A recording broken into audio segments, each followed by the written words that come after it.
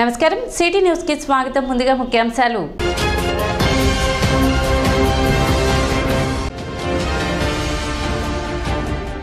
లబ్ధిదారులకు నేరుగా సంక్షేమ పథకాలు అందించిన ఘనత సీఎం జగన్ కే దక్కుతుంది. ఎమ్మెల్యే అనాపతిని శివకుమార్.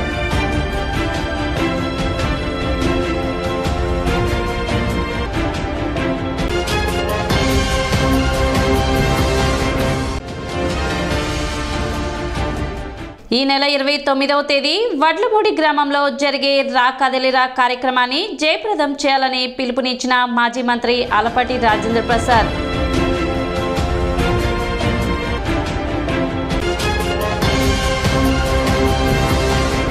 పట్టణ నాజర్పేటలోని 10వ వార్డు సచివాలయం వద్ద శనివారం వైఎస్ఆర్ ఆసరా 4వ విడత పంపిణీ కార్యక్రమాన్ని నిర్వహించారు.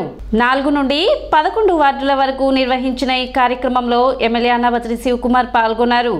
ఈ సందర్భంగా ఏర్పాటు చేసిన సమావేశంలో ఆయన మాట్లాడుతూ 4 నుండి 11 వార్డులకు 292 గ్రూపులకు 2,09,00,000 రూపాయలను లబ్ధిదారులకు అందించినట్లు తెలిపారు.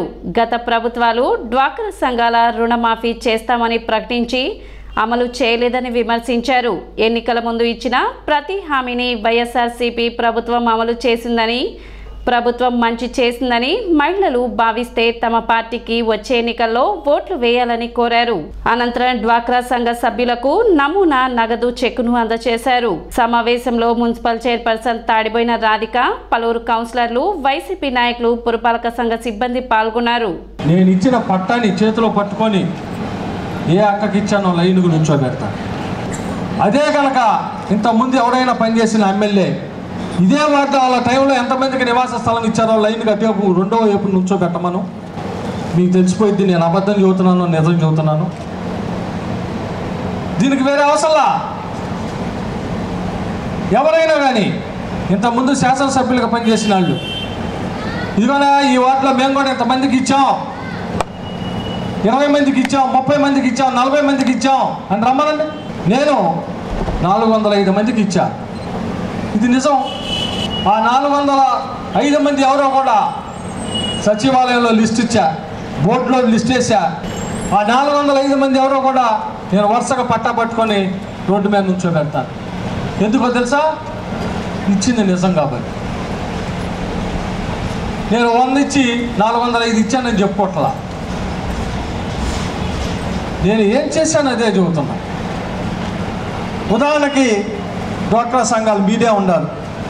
నేను శాసనసభ్యుడిగా మన ఇదే తెనాలి నియోజకవర్గంలో నేను ఎమ్మెల్యే అయిన దగ్గర నుంచి ఇది 4వ విడత.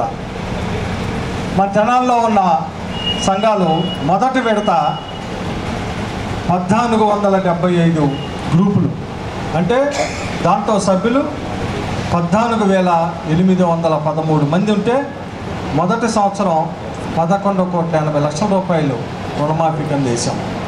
నేను శాసనసభ్యుడిగా ఈ రాష్ట్ర ముఖ్యమంత్రి జగన్మోహన్ రెడ్డి గారు ఆశిస్తాను 11,97,00,000 వేసాం 4వ విడత.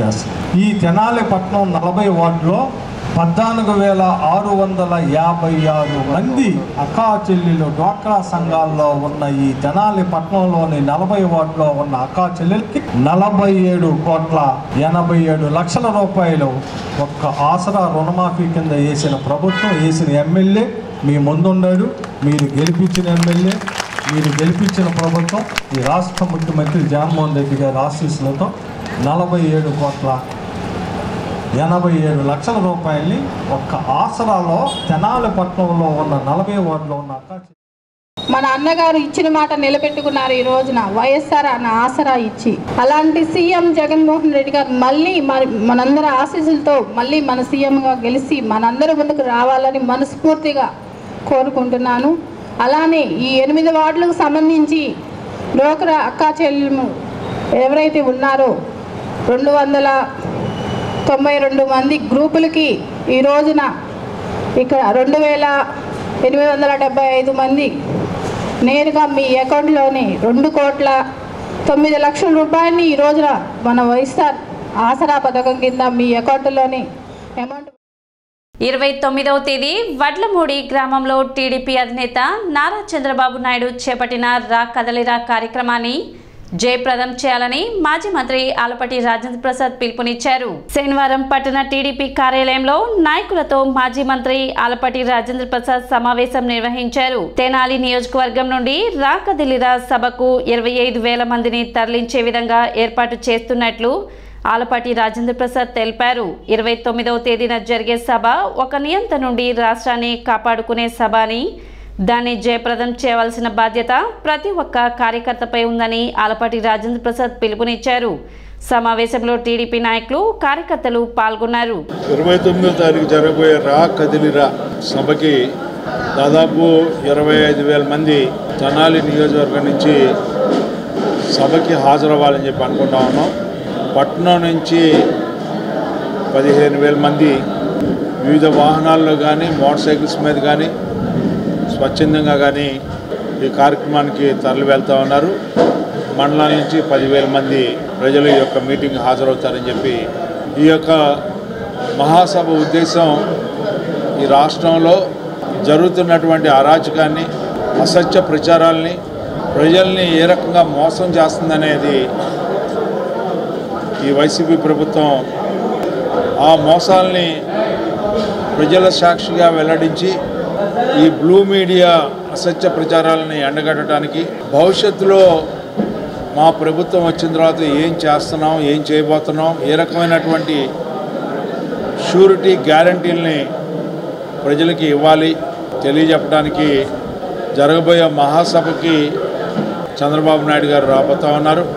యువగళం పాదయాత్ర ద్వారా సమాజానికి, యువతకు ఒక ఉత్సాహాన్ని, ఊపిరిని అందించినటువంటి నాయకుడు నారా లోకేష్ గారు ప్రజలందరూ కూడా తెలియజేస్తూ వీళ్ళని ఎంత తొందరగా ఇంటికి పంపించాలనేదే ఈ వేదిక యొక్క ఉద్దేశం. అందుకనే ఆనాడు తెలుగుదేశం పార్టీ ఆవిర్భావంతో తెలుగుదేశం పిలుస్తుంది రా కదిలిరా అన్నట్టుగా ఈ రోజున మరొకసారి ఆనాటి పరిస్థితులను ఏ రకంగా ప్రజలకు తెలియజేయాలో ఈనాటి పరిస్థితులు కూడా ఈ రా కదిలిరా ద్వారా సమాజాన్ని కాపాడుకుందాం, ప్రజాస్వామ్యాన్ని రక్షించుకుందాం, రాజ్యాంగాన్ని అభాసం చేయకుండా చూసుకుందాం అని చెప్పి ఈ ప్రధానమైనటువంటి ఈ మీటింగ్ యొక్క విద్యుత్ శాఖ ఆధ్వర్యంలో జనవరి 29, 30, 31 తేదీలో తెనాలి పట్టణంలోని చెంచుపేట విద్యుత్ శాఖ ఎగ్జిక్యూటివ్ ఇంజనీర్ వారి కార్యాలయం నందు ప్రజాభిప్రాయ సేకరణ కార్యక్రమం నిర్వహిస్తున్నట్లు విద్యుత్ చిరంజీవి తెలిపారు.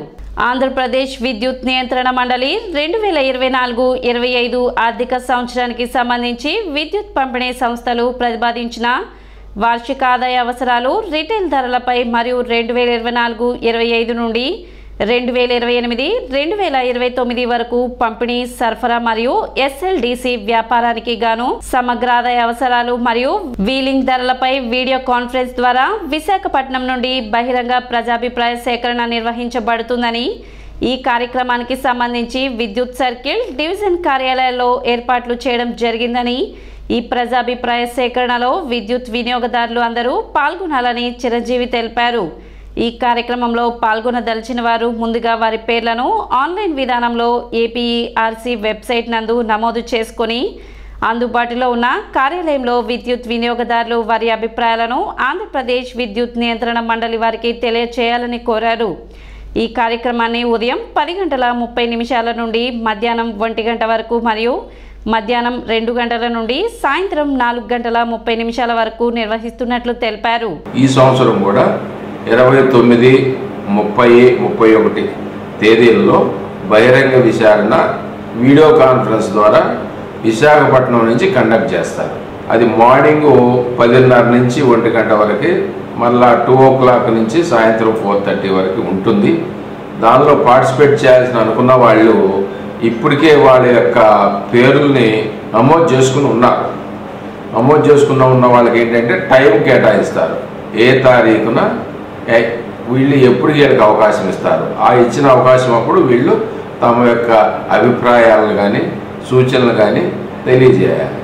అలా కాకుండా ఇంకెవరైనా ఇంట్రెస్టెడ్ ఉన్న వాళ్ళు ఉంటే కనుక మా కార్యాలయానికి వచ్చి వాళ్ళ ఇన్ఫర్మేషన్ ఇస్తే మేము ఇదే ఇన్ఫర్మేషన్ వాళ్ళకి సబ్మిట్ చేస్తాం.